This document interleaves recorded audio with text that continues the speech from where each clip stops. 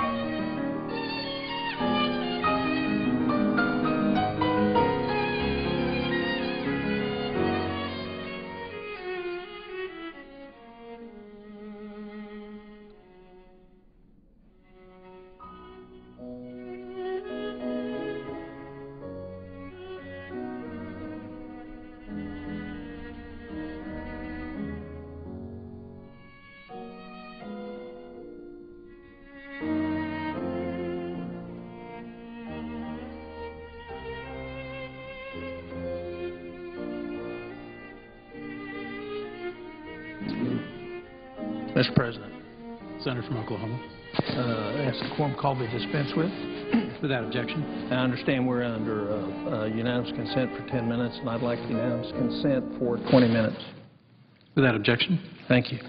I'm coming to the floor because we've not seen much action on the floor on this bill because we're hung up over the right of senators to offer amendments.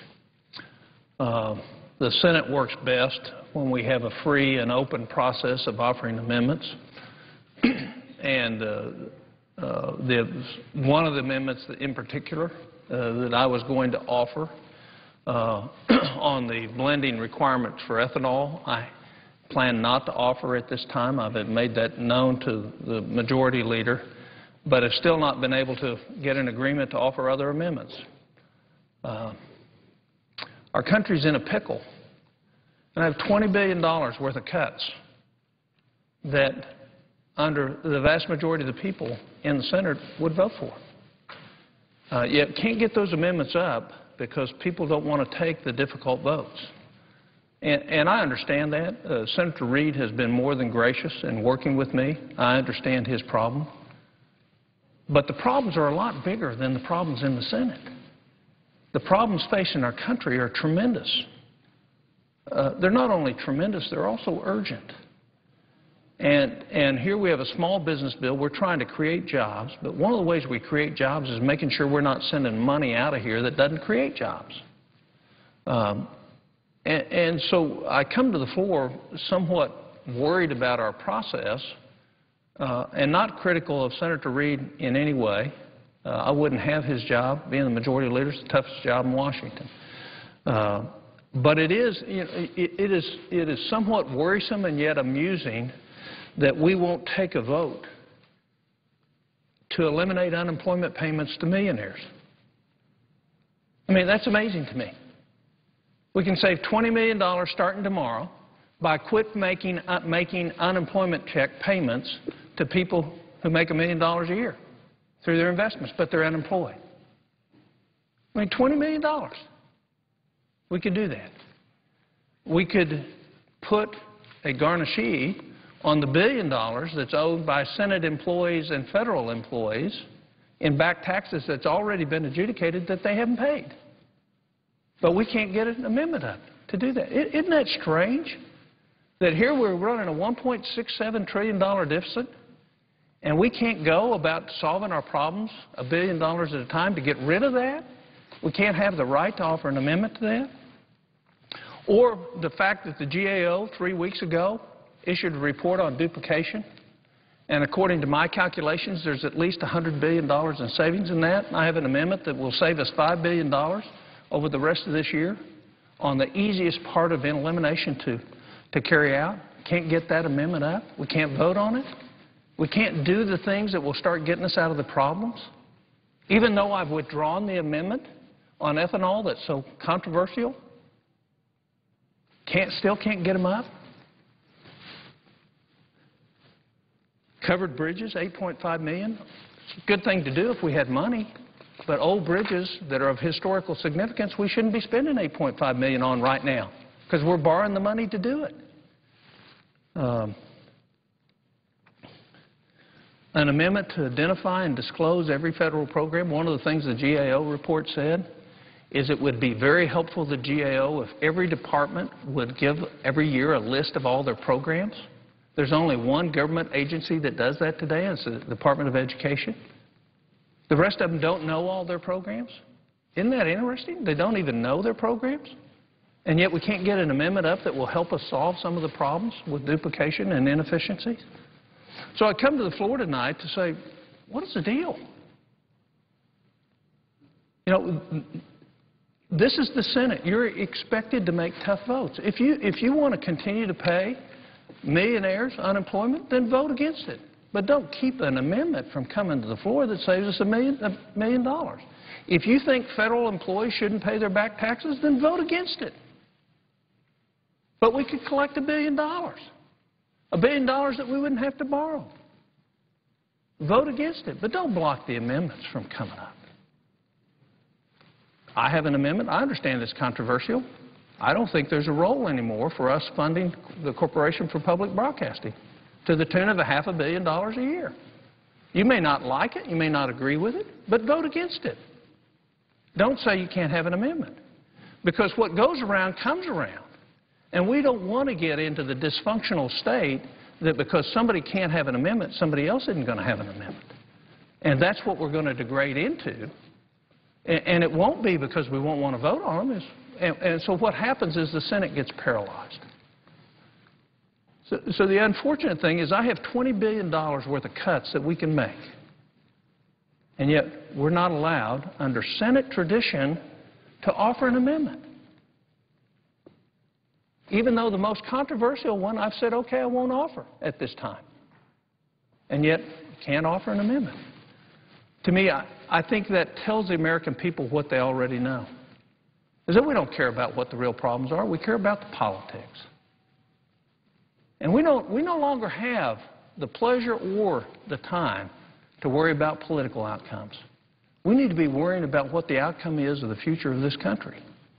And to say that a sitting senator can't offer $20 billion worth of cuts in a $3.7 trillion budget on a bill that's related to business, and this $20 billion will be money that we won't be competing with against them for the capital to create jobs in this country, to me strikes me that we've lost balance, that we need to rewrite the ship. Everybody in this body wants to vote on the 1099. We know it was a mistake. I don't think there'll be very few people who will vote against it. There's a controversial amendment, the Inhofe Amendment, but this is the Senate. Let's vote it, whatever way it turns out. Let's let the body do its work rather than not let the body do its work. And so my hat's off to Senator Reid. He has been cooperative. But if we can't run the Senate this way, saying people don't have a right to offer amendments. I'll never forget when I first came to the Senate 7 years ago. I had an objection to amendment, and I offered. And another senator from the other party came to him and said, you can't do that. This is the Senate. We debate amendments. We vote on amendments. So somebody on the other side of the aisle defended the process in the Senate. The fact is we're in tough times. We're going to be taking a lot of tough votes. If not now, a year from now. But they're going to get tougher every year we take them, because the writing is on the wall for America in terms of its spending and its debt. And if you look what's happened to interest rates just on our T-bonds the last 9 days in a row, T-bonds have shrunk, interest rates are going up. What does that mean to us? That means that our historical average interest rate on our debt is about 6.07%. We paid 1.97% last year. For every 1% that rises, that's $140 billion additional. That doesn't help the first American. So we ought to be about getting rid of things that we can get rid of that will survive okay on their own, that are not duplicating things that we should be duplicating. The senator from Alaska and I put into an amendment on the FAA bill, getting rid of old earmarks, money that's parked. Save us $1 billion. So, you know, the fact is we can do this if we'll stand up and do the job we were hired to do. And the job we're hired to do is to make the difficult decisions. So my hope is that things will break loose and we'll revert to the best of the tradition of the Senate, is having real debate about real amendments, taking the tough votes, and defending them on principle, and take the political calculus out of it. It is not popular for me in Oklahoma to eliminate the blender's credit on ethanol. We've got a lot of corn farmers. But the fact is the very people who get this, British Petroleum, Valero, ExxonMobil, Chevron, don't want it.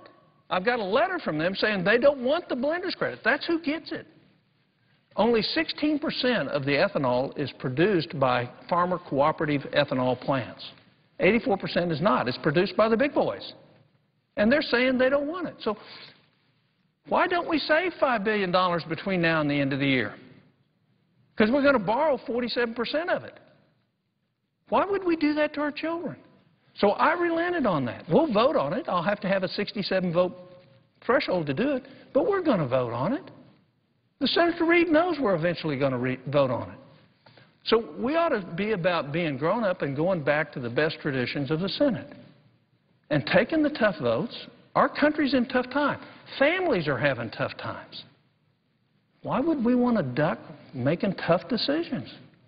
And the only reason we would want to do that is political. It's so somebody can gain a political advantage rather than do the best right thing for our country today. So I'd call on my colleagues, whoever it is that's objecting to common sense amendments, that doesn't want to fulfill their obligation to their own constituents by casting a vote, to look at what you're doing to the Senate. There's no reason we should get into this conflict that because I can't offer amendments, I'm going to eventually not allow other people to offer amendments. I mean, why would we go to the childish resolution of this rather than the adult resolution? And the adult resolution is give people their amendments, vote them, and go on down the road. And if you don't agree with them, then defend it. If you do agree with them, vote for them. But don't duck not taking a position. That's belying the oath that you have to be a senator. So those that are objecting to cutting $20 billion out of this government, out of a $3.6 trillion budget,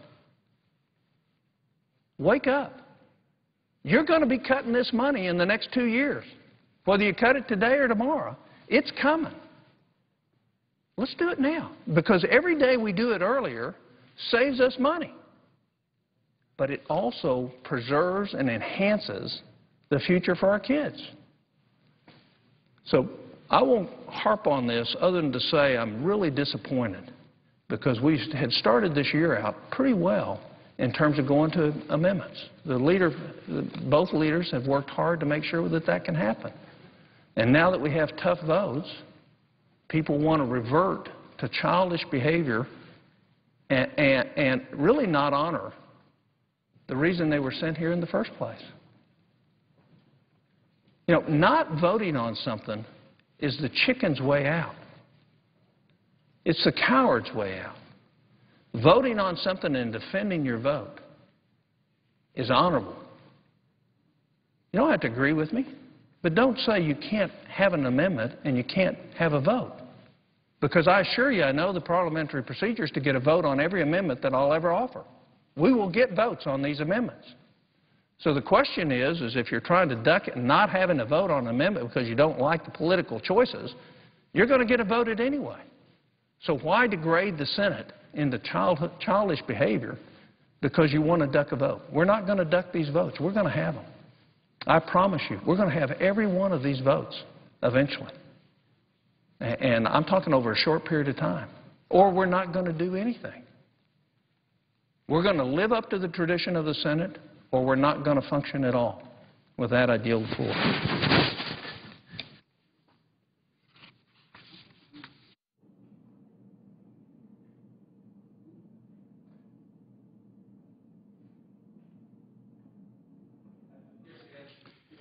Clerk will call the roll. Mr. Akaka.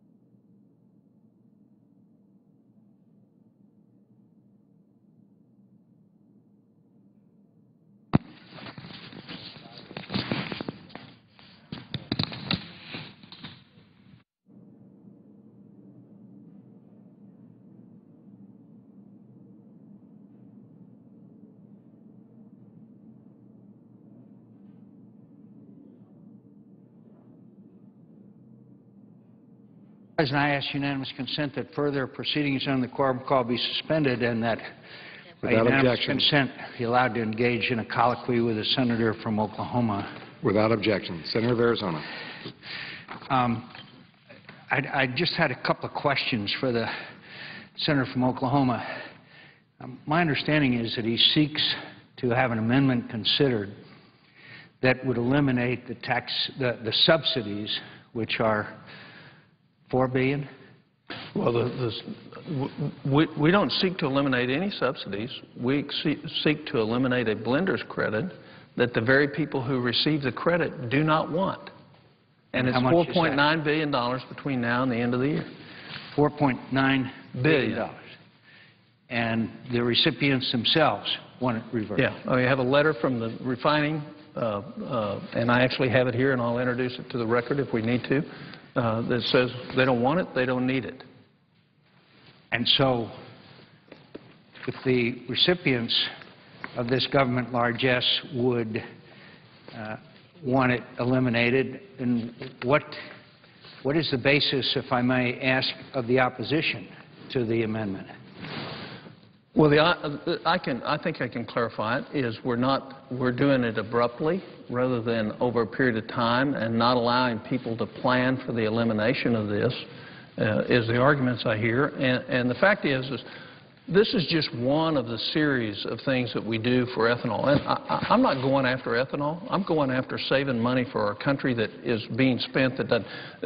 Senator McCain, we have a mandate that says the country has to buy a specific amount of ethanol. And before we had that mandate, a blender's credit was a smart thing to do if you believe that ethanol was a way to solve our problems. But the fact is we now have a mandate that they have to produce it. And it's going to 15 billion gallons a year. And I can give you the exact numbers in terms of what we produce. But because we have a blender's credit, last year we produced 397 million gallons more, and we exported it to Europe. And so the American people subsidized $200 million worth of ethanol consumption in Europe through this blender's credit. So we're not going after all the other loans, the loan programs, all the other energy grants, everything else. We're not doing any of that. All we're saying is here's a simple thing that is no longer needed. 86% of this, of the ethanol production is by majors, not small ethanol plants. They don't want this money. They don't need this money to blend ethanol because there's already a mandate there requiring it. And I've already withdrawn, have agreed that we won't vote this amendment until after cloture, and I'll file a motion to suspend the rules, and then we'll have a 67-vote threshold, which we won't win. But the American people are going to lose. American people are going to lose $4.9 billion. If the argument is that maybe we ought to eliminate this, but not abruptly, wasn't the message of last November the 2nd that they want a lot of things done abruptly? I think the message of the American people is they want the spending cut. They want it cut now. They want us to quit spending money that we don't have on things that we don't need. And this is an ideal program, just like the other portion of. I have $20 billion worth of amendments. None of them can come to the floor because there's an objection to having votes on $20 billion worth of cuts. And it was my understanding that as part of the beginning of the new session of Congress, 112th Congress, that there was going to be amendments allowed, that there would be a kind of a different environment where it wouldn't be bringing up a bill, filing cloture, and shutting out members from offering amendments. That is apparently not the case. Well, I think it is the case, but to be fair, there's bipartisan opposition to this amendment. And I understand it. It's from the corn-producing states.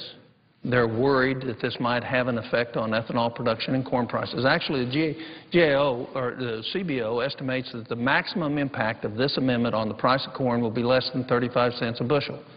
Corn's near $7. A near record high. A near all-time high, yeah. Near an all-time high. And so this might have an effect of 35 cents on the price of corn. Let me carry that out for a minute. Corn is the primary feed source for cattle, hogs, chickens, the whole range of the things that we eat. So what we've done is, through just this portion of it, we're raising the cost, because 40% of our corn production this next year is going to go for ethanol. So now, it's not just that we've raised the tax because we've given a $5 billion or $6 billion annually credit to the blenders. We've also raised the cost for everybody else's food. But you know what we've also done? We've increased the cost of our food stamp program because we've raised the cost of food. So we're paying for it twice. So it's not just the fact. And so it comes back to the point is, this isn't an attack on the ethanol industry. I actually met with the ethanol industry yesterday in my office. You know, I think Americans ought to be able to buy whatever they want. They want to buy E85 ethanol, or they want to buy 10%. I think they ought to be able to buy. But what they should know is, when you go buy ethanol, a gallon of gasoline today, accounting to all the credits, incentives, and everything else that's in there, there's $1.78 worth of your taxes in every gallon that you buy. So when you buy blended ethanol gasoline, you're not paying $3.50, you're paying $5.35. Well, now I understand that this amendment has been objected to by some, quote, conservative organizations that want us not to increase taxes in any way, shape, or form, something that has characterized the voting record of the senator from Oklahoma and me. But now you're being attacked for being a tax increaser? Well, I'm not. I wouldn't worry about that so much. No, but I mean, what is the argument? The argument is they don't agree with the blender's credit, but if, in fact, you take it away, you need to give somebody else a tax credit. I think the American people know that for us to get out of the problems we're in, we're going to have to do a lot on both sides of the balance sheet. And one of the ways, we have $1.3 trillion worth of tax expenditures in this country. A large portion of them, not a large portion, a significant amount of money is in programs just like this, that are in directing people to do things that they're going to be doing anyway, and we're paying them to do it. So it's a tax expenditure. It's cutting spending is what it is, because it's not, you know, it is a true credit. So they get, the more they blend, the more money we pay. So if they blend beyond what the mandate is, they can't sell it, then we ship it to Europe or wherever else will consume it. But yet we're subsidizing, so first of all, it hurts our own energy usage, because we're taking a lot of oil to do it and a lot of water to do it. But we're helping the Europeans with our own subsidy in terms of shipping this over. So I don't care about the debate outside of here. What I care about is the American people ought to have a shot at saving $4.9 billion through the rest of this year. And it seems to me that this issue has some complexities to it. It does. That the average citizen would not understand. But I think they understand $4.9 billion, and that savings would accrue to them, along with the reduction in inflation and the costs of the products of corn. So it's a very interesting situation. And so when I go back home, and some of my constituents are skeptical about whether we're really serious about taking on some of the sacred cows, and certainly ethanol has been a sacred cow around here, that maybe there's some justification for their skepticism. Well,